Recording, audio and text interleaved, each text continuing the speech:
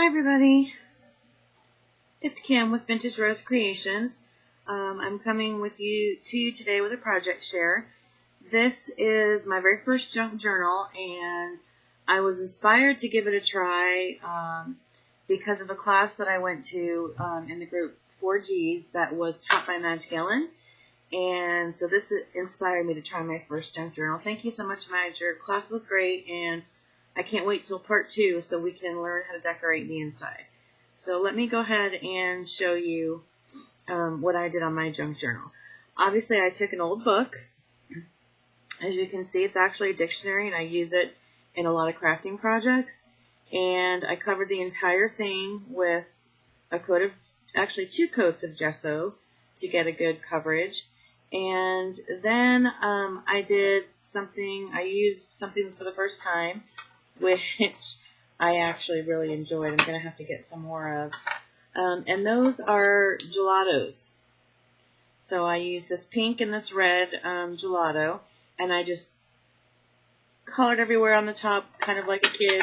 No rhyme or reason, just colored all over, sideways, up and down, with both colors. And then I just took a trusty baby wipe and used it to blend in and get the different colors kind of smooth, and so you don't see the rough crayon marks, kind of, the marks that the gelato makes on the actual book. And then because I wanted to build off of that, I knew I didn't want that coming off or anything like that.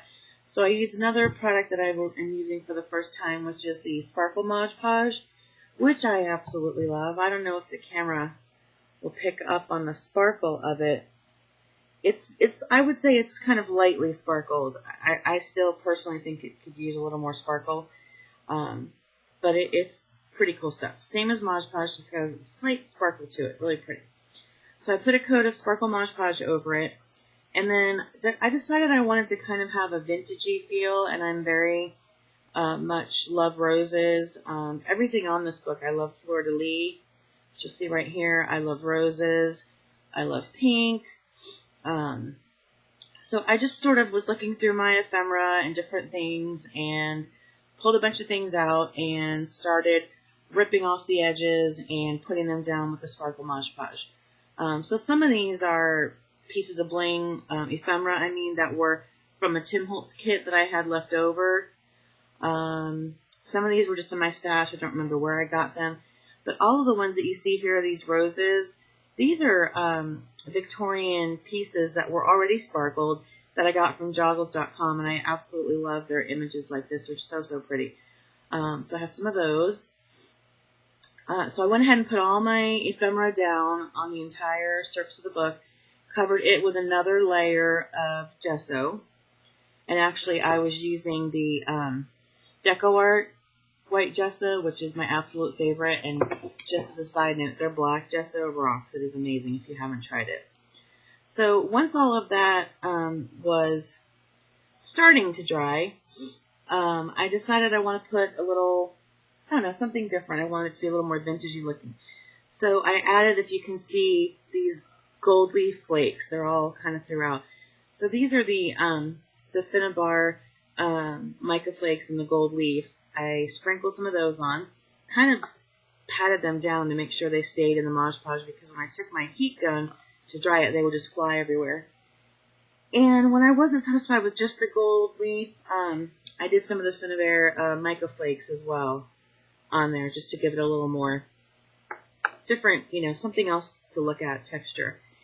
And then I got out my DecoArt modeling paste, because I wanted to do some modeling paste for texture. And I did 2 different designs. As you can see, the Harlequin, you can see it right here, and it's also down at the bottom there on the corner. That is a Tim Holtz stencil, which his stencils are fabulous. If you don't have some, you should get them. This is the Harlequin that I used. And then the fleur-de-lis, I believe this was a DecoArt or Americana stencil, was part of a pack, and I just took this one off and used the fleur-de-lis. That was what was to make that. So that was my molding paste. I also didn't want it to be white. I thought it was going to be too stark, so I actually used, I was looking for something that I had in the pink family to mix with my modeling paste to make it look pink. And what I happen to have on hand is this patina. It's actually from metal. It's a ruby color, but I just shook it up because it's, you need to shake it to disperse it. And then I just put a couple of drops of that in with my modeling paste to give the texturing the pink color. And then I wanted it to be a little bit, I liked the pink, but I also wanted it to be almost like look a little dry brush, the whole thing in different spots. So another item that I'm using for the first time are the Tim Holtz Distress crayons, and these are fabulous. I just tried it for the first time, and the only one that I used from the pack in this particular project is the white one. And these actually, it's called Picket Fence. These actually go on like a gelato. They're a water-active pigment. They're super creamy, super thick. You can see the edge of it. And then I just kind of took and went over some of the edges with the white. You can see that I did it right here on top of the modeling paste just to give it a little more, I can do it right now and show you what it looks like. And then you can just take your fingers to smudge and then, put some of your sealer on top. So I scribbled with that as well as with the gelatos on the edges of some of my ephemera all throughout the project. And then the finishing touch was I had this gorgeous pack of bling from Prima that I had bought ages ago and had been saving for something special because I love roses so much, and this just seemed perfect for this. So this is what I'm actually going to use to open my book because this is really, really thick and heavy. And because it's so heavy, of course, I used my trusty Fabri-Tac to adhere that to the book, and that worked perfectly. It's on there super, super good. So to show you what I did, I just wanted to give it a little bit of pizzazz on the binding on the side. So this is what I did. It's, a little bit lighter with the gelatos. I did not, do as big of a coat. And then I kind of hit these oval areas with the red again to make them stand out a little bit. There's a lot of the white Distress crayon on there. And then you can see I put a little image from Joggles and the other small rose that came in the pack from Prima. And then this gorgeous Distress fleur-de-lis from my stash. That's what I did to the seam of the book. And then on the back, I left it pretty plain. I gave it the same treatment, so it has, oops, that's upside down. So it has the 2 coats of gesso, and then the same 2 gelatos, the red and the pink.